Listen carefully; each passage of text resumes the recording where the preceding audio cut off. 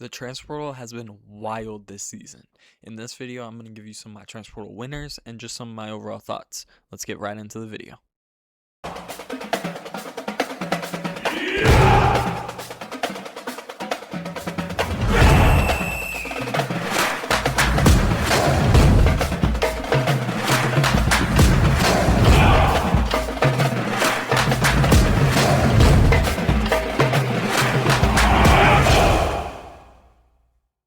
Alright, getting straight into the video. As I said, we're going to be talking about my transfer portal winners, and then I'll just give some of my overall thoughts at the end. I might scroll down the top 100 list of transfers. I guess let's just start where we're at. Let's start with Texas. They're my first, not my, this isn't a ranking. These aren't actually in order, so Texas isn't like my number one class, but they're one of my six. I think I have six teams that I'm going to talk about. They're one of my six winners. Obviously, you lose a little bit. You lose DeAndre Moore Jr. and Parker Livingstone at receiver. You lost Trey Wisner, and you also lost CJ Baxter, who he isn't on this list. I couldn't fit him on here, but you lost both those running backs. So, good running back duo and a good receiver duo. You also lose Elijah Barnes to Kentucky, who is very young. I actually think he'll be a redshirt freshman, not a sophomore, but so 4 more years, top 100 transfer player. Overall, you lost just a lot of talent there, but they replaced it all. They replaced it all with better players and more. You start off with getting Cam Coleman from Auburn. It doesn't get too much better than that. Cam Coleman, it's arguable, but as an Auburn fan, I have to say probably top 3 receiver in the country next year. Probably top 2 if we're being serious. Just go watch him play. Any of us, me making this video, any of y'all watching the video can throw a ball to Cam Coleman. He'll find a way to catch it. It's not fair. It's just not fair when he's out there. So obviously you lose DeAndre Moore Jr. and Parker Livingstone. That's not great. You don't want to lose 2 great receivers, but you go get Cam Coleman, who is elite. He gives Arch Manning just a whole another threat. They upgraded is what I'm trying to say. You lose Trey Wisner and CJ Baxter, but you replace them with Hollywood Smothers and Raleek Brown. So you just straight up upgrade it. Now the number 2 back this year is probably better than their number 1 back was last year. So, what more can you ask for there? Their offense is going to be very interesting to watch. I had Texas number 1 coming into this year. They might be my number 1 team going into next year now too. This class is very nice. You also replace Elijah Barnes, the young, talented linebacker, with a great, experienced Rasheem Biles, who's the number 1 linebacker in the entire portal. So everything Texas lost, they just doubled it in talent and production. So, not much to complain about if you're a Texas fan. All right, moving on over to my next winner in the transfer portal, I have national champion Indiana. They recruited pretty well out of the transfer portal this year. Didn't get like super elite pieces. Like I guess Texas got obviously Cam Coleman, Rasheem Biles, a couple like truly elite pieces, but Indiana didn't do that. They just got a lot of solid contributors, which is what they did last year. Obviously, you can see they're going older like they did last year. They have 2 juniors coming in from the transfer portal, at least out of the players I wrote down. Obviously, these aren't all of their transfers that are coming in. It's just the top ones that I could write down. So where do we start? Let's actually start with the leavers. So obviously, as soon as they won the Natty, Alberto Mendoza goes ahead and enters his name in the portal. You got to understand it because they bring in Josh Hoover, who's only a year older than him. He's probably wanting a chance to start. He goes to Georgia Tech. Um, Obviously, his overall ranking, he's not even a top 1,000 transferable player. I don't think that's fair, personally. I mean, I don't. I think Alberto Mendoza is going to be solid at Georgia Tech. So, look, I don't know about that one, but you replace him obviously with a true experienced starter in Josh Hoover from TCU, who he he was a baller at TCU. Not many people know really watched him because TCU wasn't super good. Let's look at his stats here. Let me see if I can find his stats. He had 3,000, almost 3,500 yards. Um, 29 touchdowns, 13 INTs. Nothing like super crazy, but still like just very good. He was 16th in the entire nation in passing yards, tied for 9th in passing touchdowns, 28th QBR. Just a solid. He just fits Indiana. I mean, there's not much of a better fit for Josh Hoover than Indiana. Um, so really like that pickup. Then you get Nick Marsh from Michigan State. That's another great pickup. I mean, just obviously they're taking a bunch of guys from underperforming teams who were really freaking good.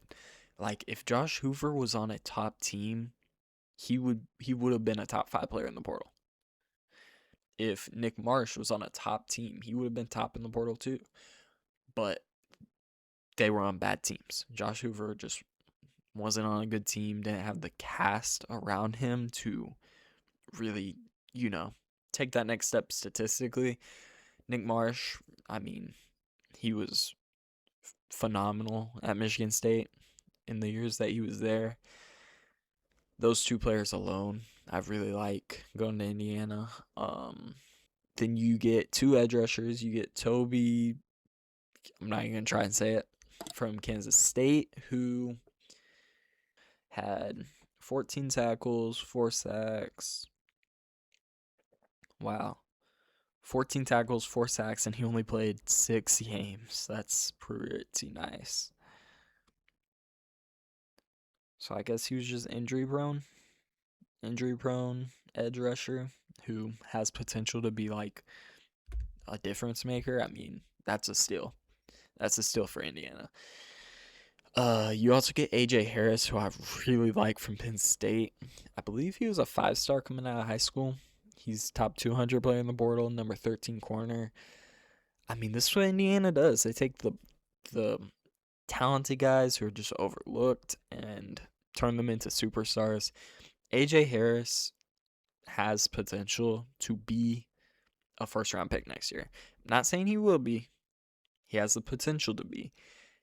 I could see him going day 2 easily, being another like D'Angelo Pons type of player for Indiana. He might even be better than, like, he has a lot more talent than Pons does.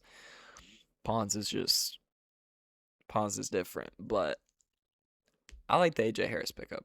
Moving on to my next winner, we got Texas Tech. I mean, Money Central. They're just paying everyone whatever they want. They didn't have quite as good of a class as I thought they had.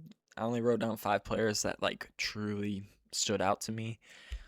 But as you can also see, they didn't have any key leaving transfers. They obviously had some guys left, but from what I saw, at least at the time I'm recording this, they didn't have any big name like guys that really suck to lose. They only brought in good players. They brought in Brendan Sorsby, who I really like. Let me start bringing up his stats real quick. Sorsby was a great runner, a great passer at Cincinnati. Sometimes I saw him a little bit in the middle of the season sneaking into some Heisman conversations. He might even snuck into my Heisman conversations. I can't really remember. Saw him sneak into some first round mock drafts. I mean, just overall, he's super talented. Can run, he can throw. Tech needs like a dynamic playmaker to really transform that offense and take them to the next level. They got good defensive pieces all around. They got some great high school recruits coming in. So, I mean, insert an elite quarterback, which I think Swordsby can be elite. And who knows what you got? Who knows what you might have? Let's get over to his stats. He had 2,800 passing yards with 580 rushing yards, 27 passing touchdowns to 9 rushing touchdowns, which isn't like game breaking, but it's pretty good. Moving on, you get Wake Forest defensive lineman Mateen. Yet again, I'm not even gonna try it. Number one defensive lineman in the portal. That's another huge get. Just elite player out of the portal. Not much more to say about that one. They're losing, obviously, a lot of defensive linemen. God, I'm blanking so hard. Romello Height, David Bailey. I think they're losing Jacob Rodriguez. I haven't really heard anything about that. I assume they're losing him. Yeah, they're losing quite a bit of players, so bringing him in can't hurt. You also get Austin Romaine from Kansas State. I really like him. I'm honestly surprised that he's only the number 6 linebacker. I think he's actually very solid this year. I guess he's kind of gonna replace Jacob Rodriguez at linebacker next year. So I think that's a great get. You get Adam Trick from Miami of Ohio. Can't lie, haven't watched him yet. Don't know too much about him, but highly rated on paper. Looks like a nice get. And then you get Malcolm Simmons from Auburn, who, yet again, as an Auburn fan, very underrated. I think Tech is getting a very nice piece there. He's one of those guys that can just do it all. He's really best catching the underneath passes and taking them the distance. I think Tech is gonna have a lot of fun watching him, especially with Sorsby, man. I mean, that's gonna be a nice duo. Yeah, I mean, he's probably a better receiver, at least talent-wise, than any of the receivers that they had last year. They're starting to bring some talent in. I mean, who knows what Tech could do? They might make a better run next year. Who knows? Moving on to LSU and Lane Kiffin. Oh boy, this is probably it's not even probably. This is the best class in the transfer portal for me by a mile. They lost a couple players. The biggest one is definitely Carius Kern. I hope I'm saying that right. Big time interior offensive lineman who, I mean, young, probably going to be drafted pretty highly in the NFL. Would have been a huge piece for next year's team. They also lost, I'm trying to think, they lost Jelani Watkins, I'm pretty sure. Lost a couple, like, solid pieces, but what they brought in the transfer portal is insane. Let's start from the top. You get Sam Leavitt from Arizona State.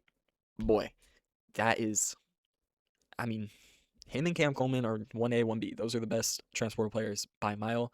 Sam Leavitt's obviously a quarterback. Lane needed a quarterback. He secured Sam Leavitt.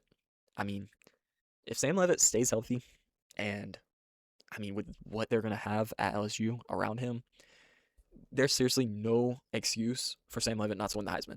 Go watch his tape. He is so dynamic with the ball in his hands. What would I even compare him to? I don't even know. Just playmaker, improviser. He can run, he can pass, he can throw off schedule. Overall, great fit for LSU. I think that's a great get. Moving on down, they just got Princewell Umanmielen. I hope I'm saying that right. The Ole Miss edge, following Lane Kiffin from Ole Miss. He entered late. He actually just committed to Ole Miss the day I'm recording this. So, yeah, number 1 edge in the portal, number 3 overall player in the portal. That means, if you're not following here, LSU has the top 2 of the top 3 players in the transfer portal. I mean, that's insane. That's very hard to do. Before we move on, I also want to say the transfer portal is not completely done yet. And as I'm recording this, Jordan Seaton has not committed anywhere, but he's projected to go to LSU as well. For those of you that don't know, Jordan Seaton, former 5-star offensive tackle, he's also, I think, a top 5 player in the portal. So you would have gotten Sam Leavitt, number 1 quarterback, number 1 overall, Princewell, Uman, Mylan. I hope I said that right. Number one edge, number 3 overall, and then Jordan Seaton, potentially number 1 offensive tackle, top 5 overall, I think. I mean, that's the 3 most important positions on the field. The quarterback, the guy who protects the quarterback, and the guy who hits the quarterback. Those 3 most important positions on the field. If LSU gets the top 3 or the number 1 from each position, dude, they are going to be nasty next year. Moving on down, you get Husan Longstreet from USC. That was questionable. I don't really understand why he left USC to come to LSU. I mean, I guess. I mean, Lane Kiffin's good at developing quarterbacks, but Lincoln Riley, like, his track record with quarterbacks is just above and beyond. So I don't really understand leaving the system to go be a backup in a new system. And keep in mind, Sam Levitt's only going to be a junior next year. He still has 2 more years of eligibility. If something goes wrong, he could go back to college for his senior year, and then that leaves Husan Longstreet probably transferring again. So it's like, I don't understand thought process there. But Husan Longstreet as a player, he's the future. I mean, serious potential here. Has the potential to be the best player out of his class. No one overall pick potential there. Very, very good quarterback. Go watch him. He played very little at USC last year, but every time he got the ball, at least from what I watched, I might have missed some late, but I mean, from what I watched early in the season when he got some of that playing time, he's a baller. Moving on, you get Tennessee edge Jordan Ross. That's another former 5-star. Was Princewell a 5-star coming out of high school? I don't know. But if you get Jordan Seaton, that might be 4 or 5 stars right there from high school. Whatever. Jordan Ross to pair with Princewell is just, I mean, dude, they're building a super team down in Baton Rouge. Man. I mean, yeah, that's scary. That is scary. Moving on to Kansas State receiver, Jace Brown. This is one that I wanted my Auburn Tigers to really go after. I really wanted Jace Brown. He goes to LSU. I can't. I mean, that is another just great get for LSU. People are going to understand how good Jace Brown is once the season starts next year. He's very underrated because he was at Kansas State this year, and they just weren't great. They weren't great at getting him the ball. I'm telling y'all, watch out. Watch out for Jace Brown. He's a dark horse to be a first-round pick. LSU is just loading up on talent. Then you get Ohio State safety, Fahim Delane. I hope I said that right. I think I did. Another former 5-star recruit. Don't truly understand why he left Ohio State. Probably could have competed for some playing time this year at LSU, but with what LSU's building, I mean, why wouldn't you want to go to LSU? I mean, dude, like, their defense is going to be stacked too. Then you get Clemson defensive lineman Stephylin Green. That's another player who has potential to be a first-round pick next year. I mean, bare minimum, I think Green could probably be a round 3 pick. I don't see him really going lower than that. He's just a great player. And then you bring another Ole Miss player. You bring Winston Watkins over from Ole Miss. That's another young, talented player. Man, I mean, they just stacked. They loaded up on talent this transfer class. LSU is going to be a team. They're going to be a team for real to watch out for next season. They got their quarterback. They got a great receiver. They probably are about to go get a great offensive tackle. You got great edge rushers. You got great interior offensive linemen coming in, 2 great safeties coming in, a great defensive lineman, a bunch of great receivers. I would be a little worried about LSU's run game because I do believe Caden Durham left. I honestly think Lane was betting on getting Keywan Lacey from Ole Miss, and that didn't happen, obviously. He stayed with Ole Miss. You do have Harlem Berry, 5-star. He was a true freshman this year. He was the number 1 running back coming out of high school. I mean, I guess he's probably going to take the next step. So, I mean, potential is out of the roof for LSU. All right, moving on down to my next transfer portal winner, we have Texas A&M. They just had a solid class, nothing too crazy. Got a couple very solid players to come over. They got Isaiah Horton from Alabama, number 8 receiver in the class, top 40 player overall. I'm excited to see what Horton can do at A&M.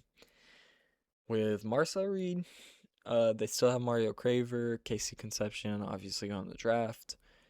I don't know. A&M might be a team that takes a little bit of a step back, depending on what Marcel Reed can do next year, but we'll see. We'll see. They also get another Alabama player in Wilkin Formby. Hope I'm saying that right. Number 5 offensive tackle in the portal.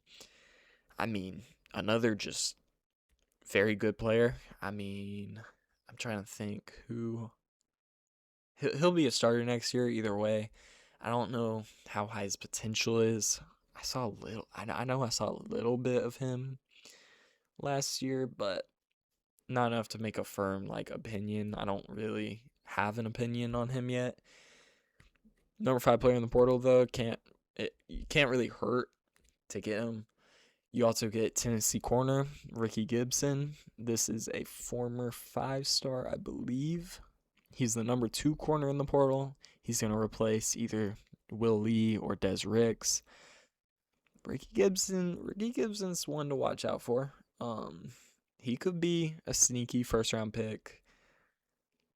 I'm not saying he will be. He'll probably be more like a round 3. Maybe he sneaks into a round 2 if he really dominates at A&M. But I mean, solid pickup for A&M. You also get Northwestern edge and I can't. I literally can't say that. Like, I don't know. Antusaka? We'll go with that. Number 7 edge in the portal, Northwestern. I haven't watched them yet. Don't know. I haven't rewatched them yet. Don't know too much about him. But number 7 edge rusher in the portal, top 70 player overall in the portal. Can't go wrong with it. You lose Cassius Howell to the draft. Got to replace him and get on paper some good additions. I don't know how great this is going to make A&M next year, but I do think they're a winner. They got some great players in the portal. 4 top 70 players. Can't go wrong with that. All right, moving on down. This is my last winner. We have Notre Dame. Notre Dame started off very slow, but they picked it up at the end. I do want to say all of the key incoming transfers I have listed, this is their entire class.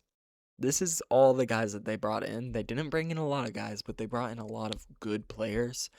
You start at the top, Quincy Porter. We can just talk about Quincy Porter and Mylan Graham together, both 2 former 5-stars coming from Ohio State.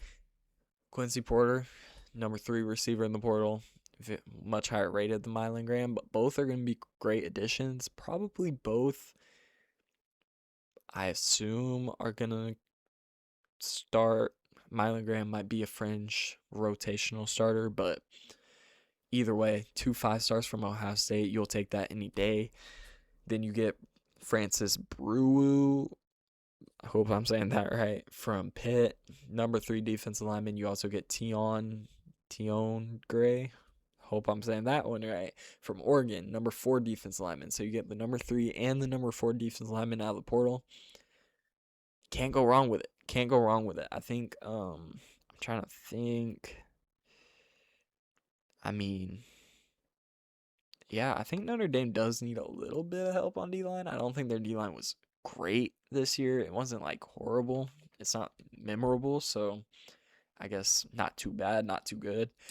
So on paper, I don't really know what Notre Dame lost to the draft or anything, but getting the number 3 and number 4 player out of the transfer portal from the defense line position, can't go wrong with it.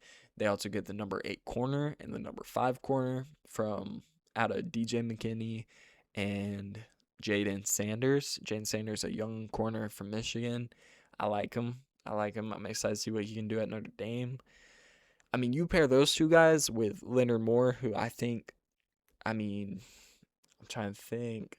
Leonard Moore might be the best defense player in college football next year. That dude is a monster at corner. Straight up lockdown. Yeah, I mean, that's a great get. That's a great get to pair with him. Then you move on, you get Keon Keeley at the bottom there, for another former 5-star. He was actually the number 1 player out of his high school class. Hasn't really put it together yet, but another defense lineman to pair with 2 great defense linemen early in the class. Almost top 120 in the class in the transfer portal. Number 13 edge rusher. Can't go wrong with it. Lots of talent there. We'll see if they can unlock it. You have CJ Carr coming back. I think CJ Carr is going to be one of the best. Just safe. You know what you're getting out of CJ Carr. He's a good quarterback. Running back.